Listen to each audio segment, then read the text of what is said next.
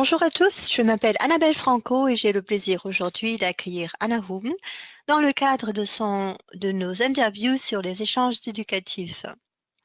Comme le nombre incroyable des participants à ce webinaire le démontre, il y a un grand intérêt pour la Nouvelle-Zélande et les programmes d'échange. Nous allons donc accueillir Anna. Bonjour Anna, comment vas-tu? Bonjour, merci beaucoup. Je vais très bien. Je suis très contente d'être là aujourd'hui avec toi et nos auditeurs. Aujourd'hui, nous sommes ensemble pour parler de ton expérience en Nouvelle-Zélande et en faire bien sûr profiter les futurs aventuriers qui nous écoutent. Anna, tu es allemande, c'est ça? Oui, c'est vrai.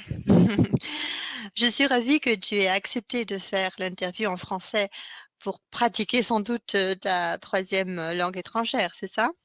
Oui, c'est tout à fait vrai. Je suis reconnaissante pour toutes les occasions que l'on m'offre de pratiquer. Bon, alors j'espère que c'est une bonne occasion. Alors comment t'es venue l'idée de partir si loin en Nouvelle-Zélande? Tu aimes les kiwis? Oui, j'aime les kiwis. Tu veux dire les Néo-Zélandais, le fruit ou l'oiseau rare? Les deux, et tout particulièrement les Néo-Zélandais. Ah ah! J'ai l'impression que tu as un coup de cœur pour un Néo-Zélandais. Hmm, Si on changeait de sujet, Bon, d'accord.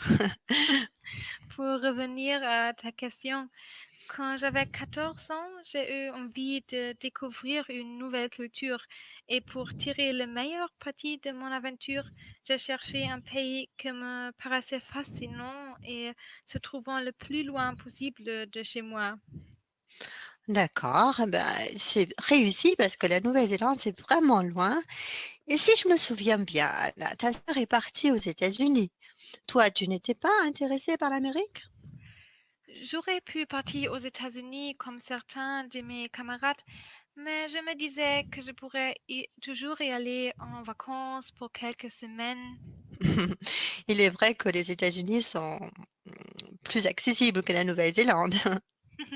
Oui, et la Nouvelle-Zélande me semblait être le pays idéal pour m'évader de mon quotidien, apprendre à connaître d'autres us et coutumes, et bien entendu également dans le but d'apprendre à me connaître moi-même et à devenir plus indépendante.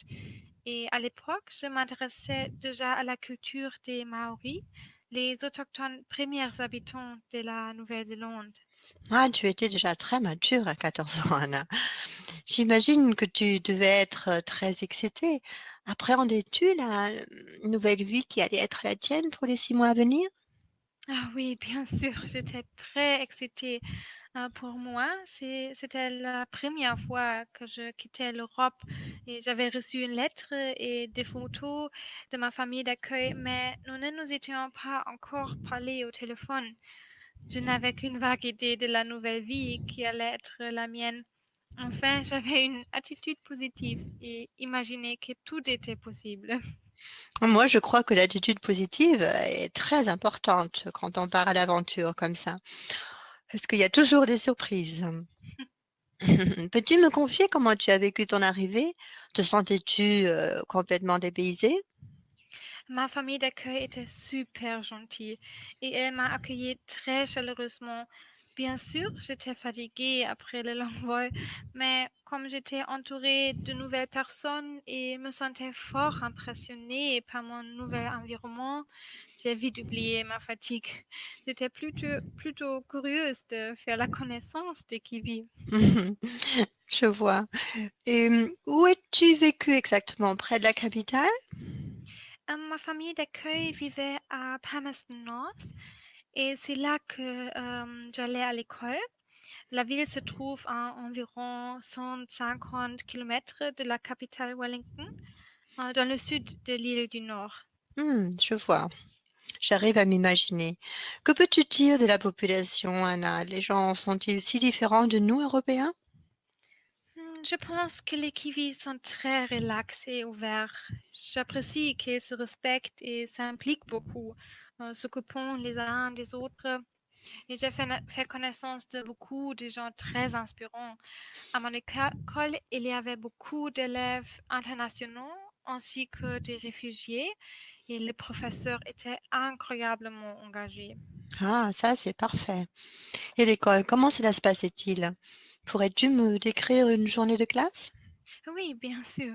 Normalement, l'école commençait à 9 heures et finissait à 14 heures. Et les matières scolaires étaient très variées.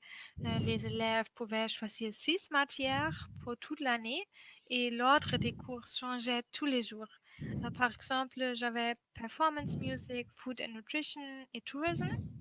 Et les activités parascolaires avaient lieu avant les cours. Ça, c'est vraiment très intéressant. Qu'y avait-il donc comme activité parascolaire? Il y avait de la danse, du rugby, bien sûr, un orchestre et bien d'autres. Mhm. Il s'agit là vraiment d'un excellent concept pédagogique, me semble-t-il. Si les élèves, tu vas me dire ce que tu en penses, se défoulent complètement avant d'aller en cours et peuvent mieux se concentrer en classe. Et toi, est-ce que tu as fait du sport? Le rugby était-il obligatoire à l'école? Surtout pour les filles aussi? Tu y as joué?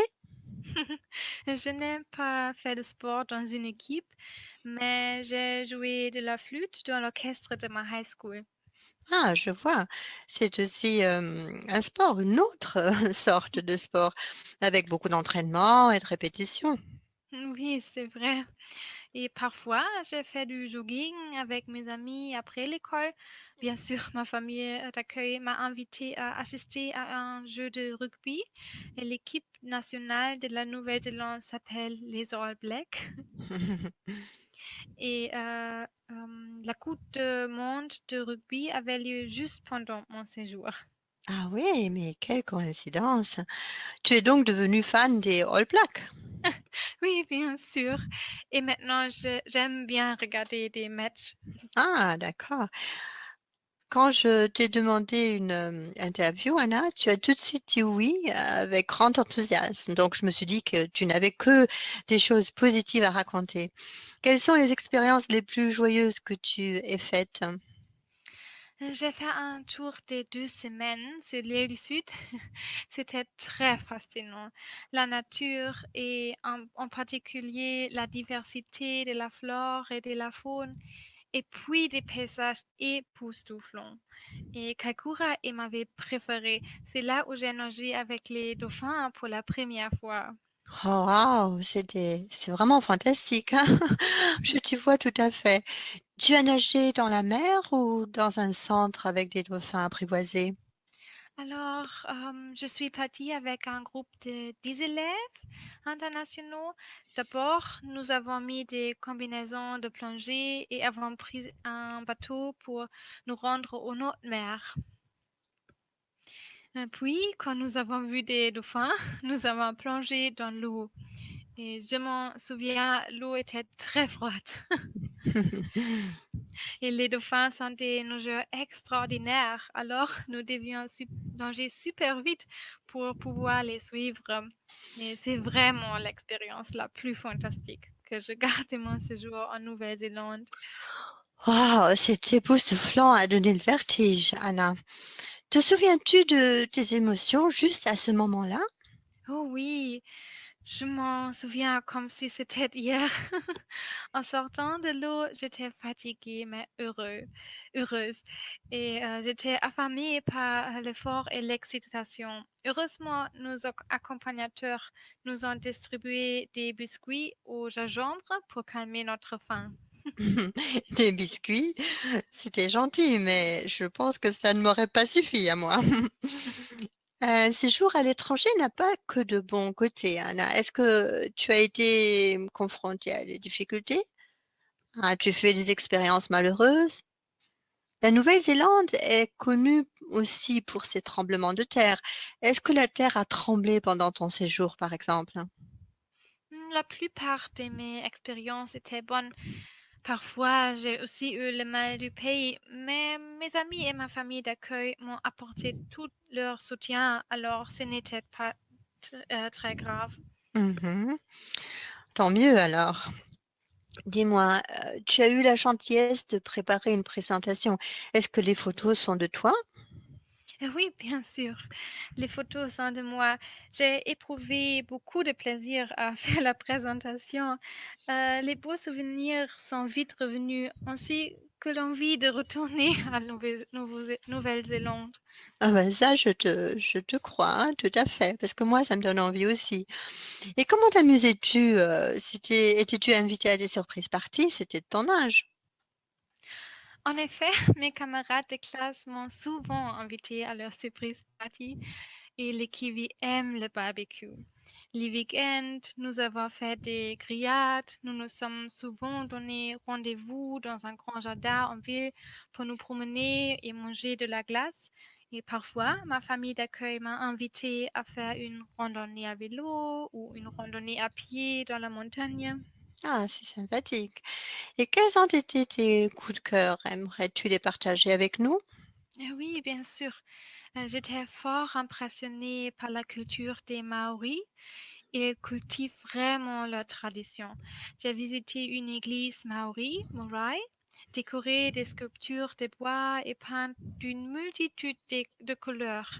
Et les Maoris ont également lancé un haka pour nous, ce qui était un grand privilège. Et à l'école, les élèves ont la possibilité d'apprendre la langue des Maoris et c'était tout à fait nouveau pour moi. Et je dois dire, leur langue est très mélodieuse. Ah, alors donc tu as suivi des cours de maori à l'école. Peux-tu nous dire un mot en maori? Un mot. Ah oui, Aotearoa est le mot que les Maoris utilisent pour parler de leur pays, la Nouvelle-Zélande. Mmh. Aotearoa? Non. Bon, ma prononciation est vraiment, exécrable. Et si c'était à refaire, Anna, y a-t-il des choses que tu ferais autrement? As-tu des conseils à partager avec nous? Je conseillerais aux jeunes de ne pas trop s'inquiéter, de s'abandonner à leur âme aventureuse et d'accueillir les gens et leur culture à bras ouverts. C'est avec une bonne préparation que le séjour réussit. Ah, je suis complètement d'accord avec toi. Une bonne préparation, c'est déjà la moitié du voyage réussi. Comment as-tu préparé ce voyage, toi? J'imagine que tu ne t'es pas inscrite à l'école toi-même. Qui s'en est donc chargé? Oui, c'est vrai. J'ai organisé mon séjour avec une agence de programme d'échange et j'ai aussi participé à un séminaire de préparation. C'était rassurant d'avoir un interlocuteur à l'étranger. Ça, je comprends. Comment as-tu financé donc ton voyage? Existe-t-il des bourses? Oui, j'ai eu la chance de profiter d'une bourse d'études et d'obtenir l'aide financière de Auslandsbafög. Heureusement, mes parents et mes grands-parents m'ont aussi soutenu, aussi bien du point de vue émotionnel que financier. Ah, c'est une famille charmante que tu as. Et je crois que la caisse maladie, en fait, n'assure pas les gens à l'étranger. Est-ce que ta caisse à toi, ta caisse maladie te couvrait en Nouvelle-Zélande? Pour mon voyage à l'étranger, j'ai pris une assurance voyage car la caisse d'assurance maladie ne me couvre pas à l'étranger. L'assurance Kermit est idéale car elle offre une grande couverture géographique. Heureusement, j'étais en bonne santé et n'ai dû aller chez le médecin qu'une seule fois. Ah, bien heureuse. As-tu profité de l'occasion pour visiter l'Australie? Malheureusement, non, mais l'Australie fait partie de mes projets de voyage. Maintenant, je rêve et je comprends très bien que tu as envie d'aller en Australie également. Moi, je rêve déjà de partir en Nouvelle-Zélande et de nager avec les dauphins. Hmm. Puis-je te demander quel est ton prochain voyage? Je voudrais aller en France pour approfondir mon français et j'ai planifié d'aller faire un stage au Canada. Je me sens honorée. Tu as envie d'aller dans des régions francophones. C'est fantastique, ça. Anna, la grande voyageuse. Anna, ton français est excellent, hein. Je te remercie de nous avoir accordé le temps et d'avoir partagé avec nous les riches expériences dont tu as parlé. Chers spectateurs, chers auditeurs, Anna s'est proposée de répondre à vos questions, donc n'hésitez pas. Vous pourrez lui écrire à l'adresse email indiquée ci-dessous, info@camed-travel.com. Oui, bien sûr, je serai heureuse de répondre à toutes les questions qui me parviendront.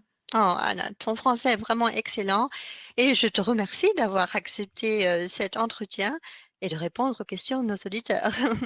C'était un plaisir. Au au revoir Anna et à bientôt, hein. Oui, à très bientôt.